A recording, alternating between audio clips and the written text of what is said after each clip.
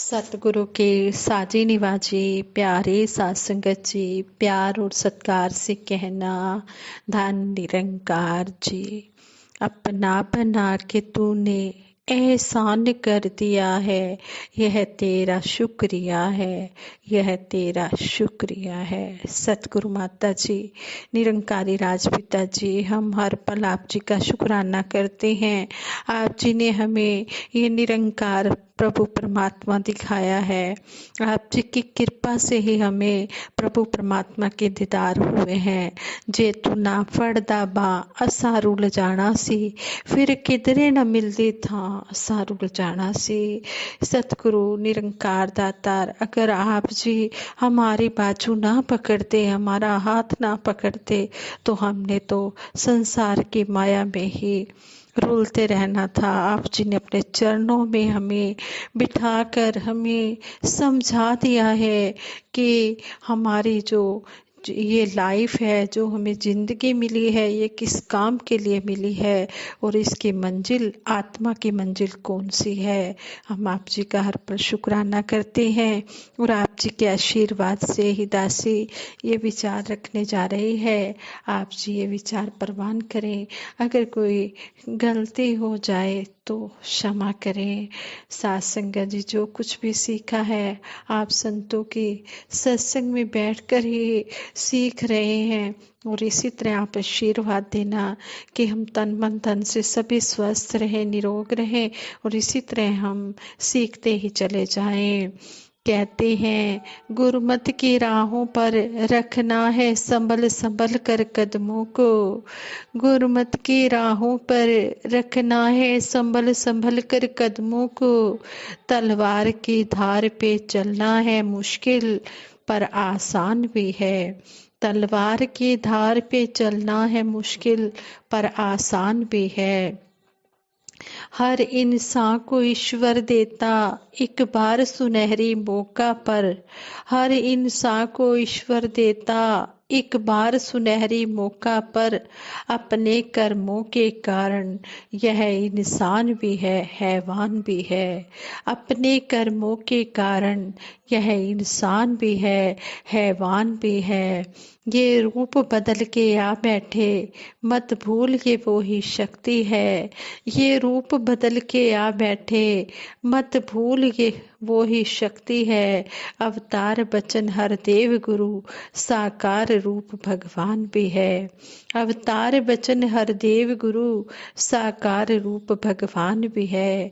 तू सौंप के रब को सब अपना, तू सौंप के रब को सब अपना, अब फारग हो जा है इंसान, इसके हाथों में इंसान का सम्मान भी है गुजरान भी है, सम्मान भी है गुजरान भी है। बाबा बूटा सिंह जी का बूटा अब देखो लाखों पेड़ बने, बाबा बूटा सिंह जी का बूटा अब देखो लाखों पेड़ बने, जो इन आँखों से देख रहे उनका सुंदर वरदान भी है, जो इन आँखों से देख रहे उनका सुंदर वरदान भी है। साथ संगत जी, शहनशाह बाबा अवतार सिंह जी महाराज भी हमें समझाते हैं कि जब हम इस प्रभु परमात्मा को जान लेंगे तभी हमारे अंदर मानवीय गुण आएंगे। समझाते हैं, शहनशाह जी समझाते हैं, हमेशा सतगुरु का यश करना है और अपने आप को छोटा मानना है, अहंकार में नहीं आना है, दूसरों की प्रशंसा करनी है, दूसरों को इज्जत मान देना है। संत जनों के वचन हैं कि हे मेरे पूर्ण सतगुरु, इन संत जनों में मुझे तेरे ही दर्शन होते हैं, तू एक भी है और अनेक भी है। यदि हम किसी भ्रम में पड़ गए तो हमारा कोई ठिकाना नहीं। आपने सतगुरु निरंकार व साथ संगत पर पूर्ण विश्वास रखना है। साथ संगत उसे कहते हैं जहाँ पर प्रभु का यश किया जाए, हिंदू मुस्लिम सिख ईसाई ब्राह्मण शूद्र वैश्य स्त्री पुरुष बच्चा बूढ़ा कोई भी हो, जो प्रभु को जानकर उसका यश करता है उसे संत या भगत कहते हैं। मैं आपको बार बार यही समझाता हूँ कि सत्संग निराकार और सतगुरु से मुंह ना मोड़ो, किसी महापुरुष को बुरा मत कहो, किसी की निंदा मत करो। यदि ऐसा करोगे तो आपके जीवन में बिगाड़ पैदा होगा। कितना सुंदर हमें शहंशाह जी समझा रहे हैं। और बाबा गुरबचन सिंह जी महाराज भी अपने विचारों द्वारा हमें यही समझाते रहे, इंसान की कमजोरी है वह दुनिया के कामों में जितनी चेतनता दिखाता है उतनी तो दूर रही, थोड़ी सी भी चेतनता परमार्थ के काम में या परमात्मा की प्राप्ति के लिए नहीं बरतता। इसलिए वह परंपरा से चले आ रहे कर्म कांडों को आंखें मूंद कर किए जा रहा है। इसका रिजल्ट कभी भी अच्छा नहीं निकल सकता। इससे तो परेशानी और भी बढ़ जाती है, क्योंकि रूढ़िवादी कर्म कांडों से कभी भी हमें आत्मिक आनंद नहीं मिल सकता। भूख लगना अच्छी चीज है, लेकिन यदि भूख मिटाई ना जाए तो जान भी जा सकती है। इसलिए सिर्फ भूख बढ़ाना ही अच्छा नहीं, इसे मिटाना भी जरूरी है, इसकी पूर्ति भी जरूरी है। कथा कीर्तन आदि कर्म आदमी के दिल में ईश्वर की प्राप्ति की भूख पैदा करते हैं, प्रेरणा देते हैं, आदमी की रुचि को परमात्मा की ओर धर्म की ओर मोड़ने में सहायक सिद्ध होते हैं। इसलिए ये जरूरी है। लेकिन यदि ईश्वर प्राप्ति की भूख ना मिटे, आत्मा परमात्मा का मिलन ना हो सका, फिर ये कर्म उससे फायदे की बजाय नुकसान देंगे।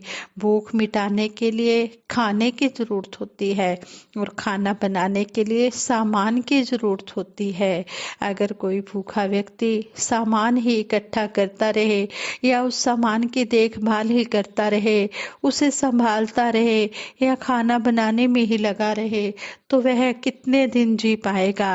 खाने की तैयारी के बाद उसका इस्तेमाल, उसका उपयोग करना भी बहुत जरूरी है।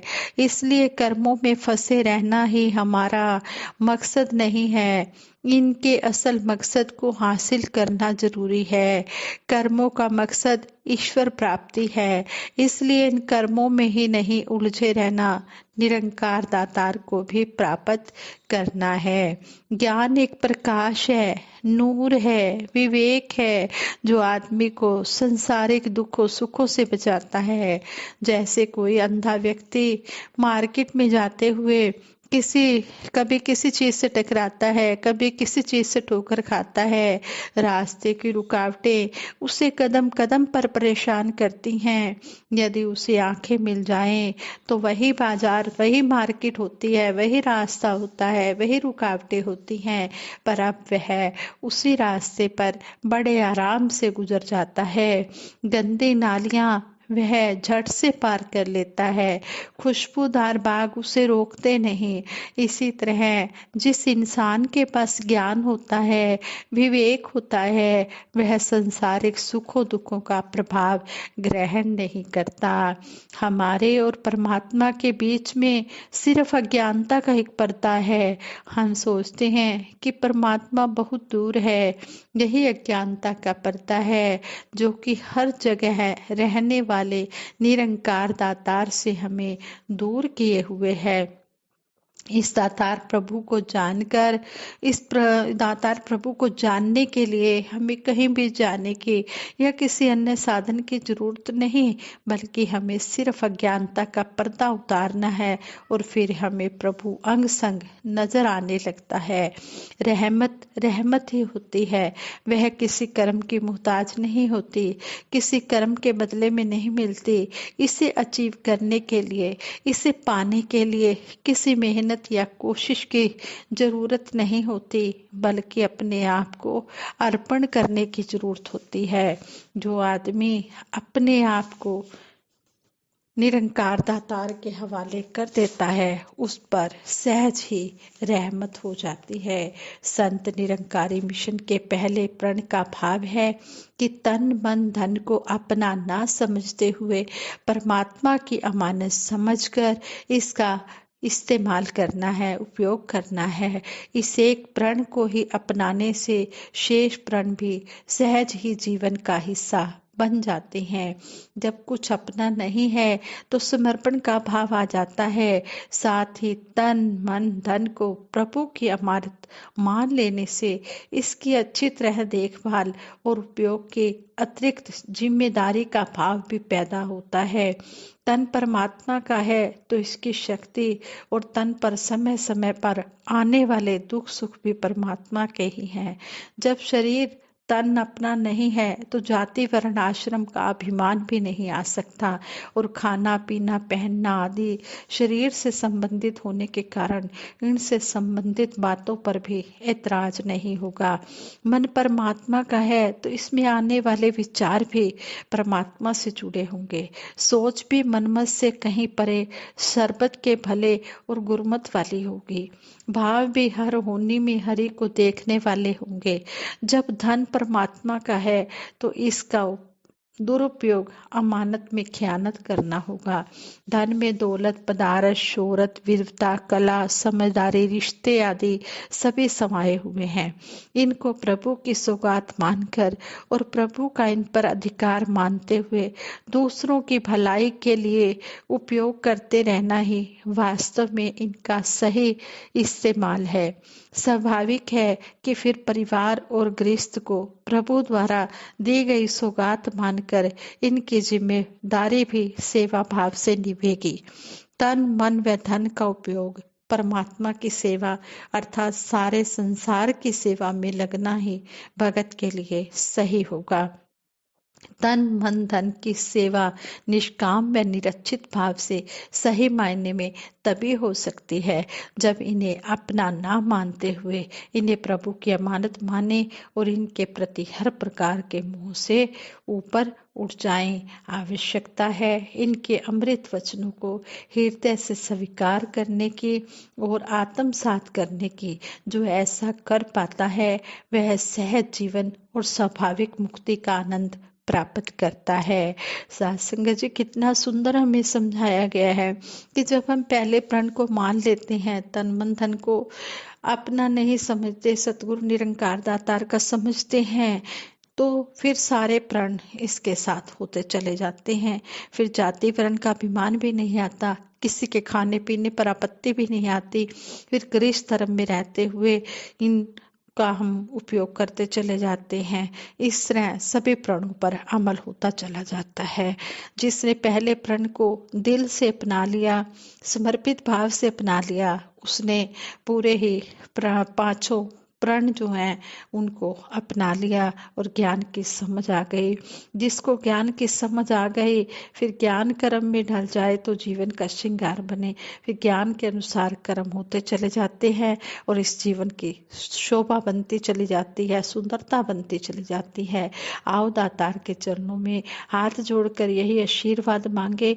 सच्चे बादशाह, जिस तरह आप जी ने हमें ये ब्रह्म ज्ञान हमारी झोली में डाला है, इसी तरह अंतिम श्वास तक आप जी अपने चरणों से जोड़ कर रखना, इस संसार की माया से बचा कर रखना। संतों महापुरुषों का हमें संग हमेशा देते रहना। आप जी का लखवार करा शुक्राना फिर भी थोड़ा है, तन सजदा करे जमाना फिर भी थोड़ा है। सतगुरु सच्चे बादशाह आप जी का जितना भी शुक्राना किया जाए उतना ही कम है। आप जी ने हमें ये भक्ति का रास्ता दिखाया है। किस तरह हमें बाबा गुरबचन सिंह जी महाराज भी समझा रहे हैं और शहनशाह जी भी समझा रहे हैं और वक़्त के सतगुरु भी समझा रहे हैं कि बातों से बात बनने वाली नहीं है। अगर बातों से बात बनती तो सतगुरु को कहना ही ना पड़ता कि कर्म कर लो। बातों से बात बनने वाली नहीं है। बात तभी बनेगी जब ज्ञान के अनुसार हमारा कर्म होता चला जाएगा। हाँ संगत जी, विचार करते हुए बहुत सी गलतियां हुई होंगी, उन गलतियों के लिए आप जी क्षमा कर देना। आगे के लिए सद्बुद्धि देना, सद्विचार देना, सद्मार्ग देना। और जो भी दासी आप जी के संग बैठकर आप जी के चरणों में बैठकर ये सीख रही है गुरमत के भावना, गुरमत पर विचार, तो आप जी आशीर्वाद देना। इसी तरह दासी अंतिम श्वास तक आप जी के चरणों में जुड़े रहे और ये गुरमत के रास्ते पर चलती रहे। साथ संगत जी प्रेम से कहना, धन निरंकार जी।